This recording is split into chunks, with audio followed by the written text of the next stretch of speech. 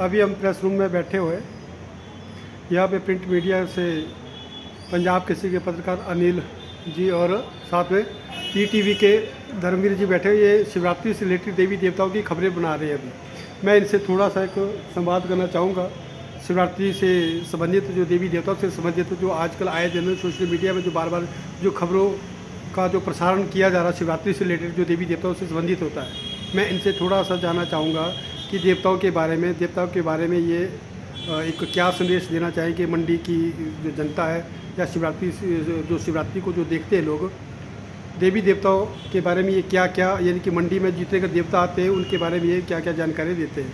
अनिल जी जी जी बताएंगे ज़रा आप, मंडी में सबसे बड़ा देवता कौन है, शिवरात्रि कैसे मनाई जाती है, आपको इसके बारे में कितना कर अनुभव है और क्या क्या इसके बारे में आप लोगों को संदेश देना चाहेंगे कि जो देवताओं के नाम पे जो यहाँ पे एक राजनीति भी होती है उसके बारे में आप क्या क्या बताएंगे।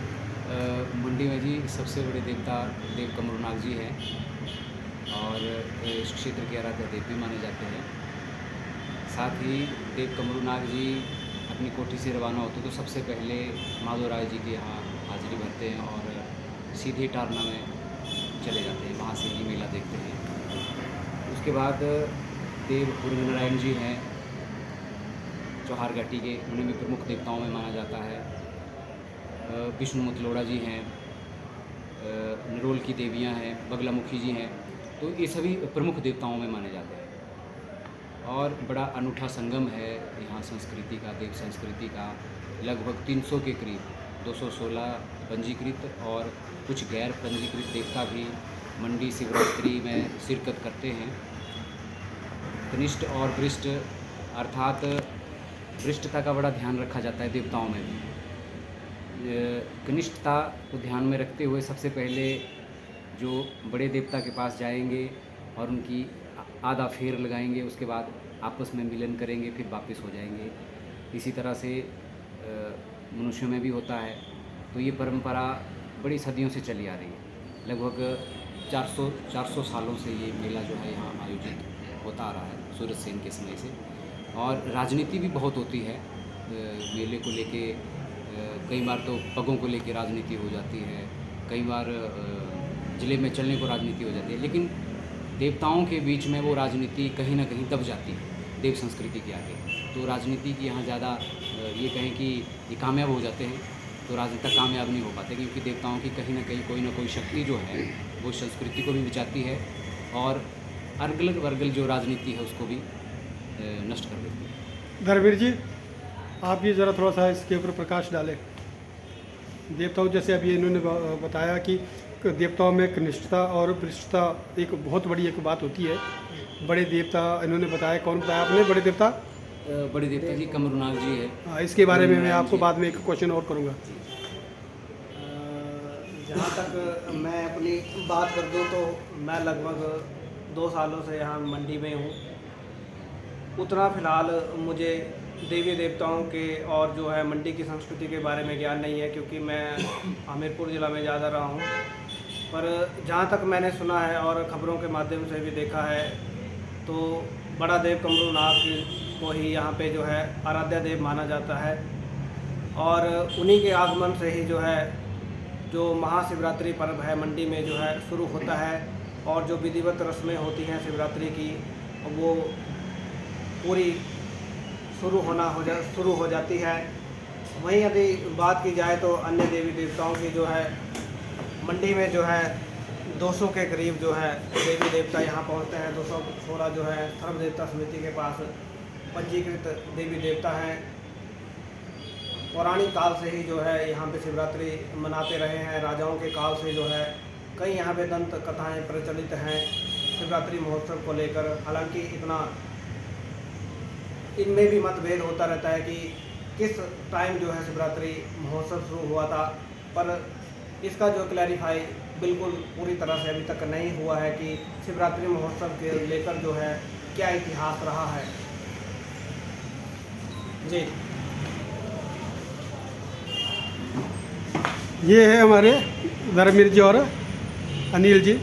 अनिल जी पंजाब केसरी एक बहुत बड़े अखबार से संबंध रखते हैं और इसमें काफ़ी टाइम से अपनी पत्रकारिता कर रहे हो। साथ में धर्मवीर जी है। अब जैसा कि इन्होंने बताया यहाँ पे कि शिवरात्रि में देवी देवताओं के बारे में कुछ एक ज्ञान रोसा हुआ और यही ज्ञान ये अपने जर्नलिज्म के माध्यम से लोगों तक पहुँचा रहे हैं। और मैं अब इनसे एक छोटा सा एक क्वेश्चन पूछना चाहूँगा जिसका जवाब इन दोनों को ही एक साथ देना होगा। देवताओं में सबसे बड़ा देवता कौन होता है? देवता बड़ा होता है या ऋषि बड़ा होता है? और नाग देवता किस स्थान पे होता है?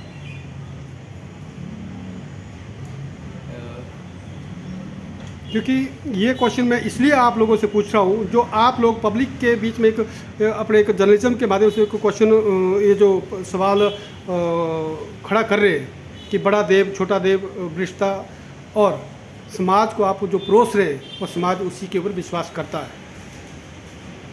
बड़ा देव कौन होता है? बड़ा देव कौन है? देवताओं में सबसे बड़ी अहम भूमिका कौन रखता है? ये जैसे शास्त्रों में है कि स्थान बलि होता है, क्षेत्र बलि होता है और स्थान देवता की पूजा होती है सबसे पहले, फिर अगले कार्य जितने भी बड़े कार्य हैं वो शुरू होते हैं। उसी प्रकार से अपने अपने क्षेत्र में सभी देवता बड़े प्रधान हैं। जैसे चौहार घाटी में सबसे बड़े देवता हुरंग नारायण जी हैं। अगर हम सराज वाले उसमें लें तो देव कमरुनाग जी हैं। अगर हम मंडी आप बार बार बोले देव कमरुनाग जी। जी, देव नाग देवता का कौन सा स्थान होता है? और नाग देव कौन है? और नारायण कौन है? विष्णु कौन है? ऋषि कौन है? मैं ये आप लोगों से एक पब्लिक के बीच में कि देवी देवताओं से की जो संस्कृति है उसे बिगाड़ना नहीं चाह रहा हूँ। सही मायने पे देव संस्कृति की जो परंपरा है उस चीज़ का सही वखान पब्लिक में जाए। मैं उस बारे में आप लोगों से एक बात कर रहा हूँ, क्योंकि आप लोग बहुत अच्छे संस्थानों से बहुत अच्छी पत्रकारिता करते हैं आप लोग, वो एक सही ज्ञान सब तक जाए। क्योंकि ये बहुत सदियों से चला आ रहा है कि भाई जो हम लोग परोसते हैं वो समाज में वो को विश्वास किया जाता है। देखिए, अगर हम थोड़ा सा एक संदर्भ डालना चाहूँगा इसमें, यक्ष, किन्नर, गंधर्व, नाग, सिद्ध, मुनि, अष्ट, वसु, मर्तुगण, ये सभी जो हैं ये अपनी अपनी जगह बली हैं, सबको अलग अलग काम है, सब अपना अपना कार्य करते हैं। लेकिन हम विष्णु भगवान को प्रमुख देवता मानते हैं जो वैष्णव हैं। ठीक, अब आप उस स्थान पे आ गए। हाँ, और अब विष्णु भगवान सबसे प्रमुख देवता है और उसका अंग जो रक्षक है वो कौन है? उनके जो रक्षक हैं वो नाग हैं। नाग है। तो फिर बड़ा देवता कैसे होता है? विष्णु भगवान बड़ा हो या नाग देवता बड़ा हुआ? देखिए, विष्णु भगवान बड़े हुए, नागों बड़े हुए, ठीक है। नागों में सबसे बड़े शेषनाग जी हुए, और देवताओं में सबसे बड़े नारायण से बड़े तो नाग देवता नहीं है। नारायण से बड़े नाग नहीं है, तो फिर बड़े देवता का संज्ञान क्यों परोसा जाता बार बार? जो लोगों के बीच में जो हमारे द्वारा जो मीडिया के माध्यम से जो नाग देवता को बड़ा देवता हमेशा जो संज्ञान दिया जाता है वो क्यों दिया जाता है? कारण इसका ये है कि जो कमरुनाग देवता है उनको विष्णु रूप में पूजा जाता है। और जो क्या एक वजीर को राजा के रूप में पूजा जाएगा? क्या एक संतरी को, एक राजा के संतरी को जो रक्षक होता है, क्या उसको राजा का संज्ञान दिया जाएगा? मतलब वजीर को जो है वो वजीर नहीं, जो संतरी होता है, जो द्वार पे खड़ा होता है, रक्षक होता है, क्या उसको राजा के गद्दी पे बिठाया जा सकता है?